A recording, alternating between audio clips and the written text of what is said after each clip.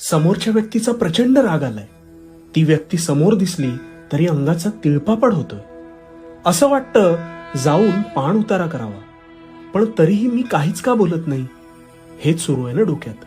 मग अशा वेळेस काय करायचं ते शांतपणे ऐक. मुळात राग येणं हे जरी नैसर्गिक असलं तरी राग हा समोरच्याला नाही तर तुला मारक असतो. त्यामुळे ह्या रागामुळे तुझी चलबिचल होते, तू अस्वस्थ होतोस, पण समोरच्याला काहीच फरक पडत नाही हे तू विसरतोस. चालताना दगडाने ठेच लागली म्हणून त्या दगडाला आपण दोष देत नाही ना. मी नीट पाहून चालायला हवं होतं हा विचार आपल्या डोक्यात येतो. दगडाला मारलं तर त्याला काही फरक पडणार आहे का? तसंच आहे, त्यात तुझीच ताकद वाया जाईल. म्हणून तुझं रागावर नियंत्रण हे असायलाच हवं.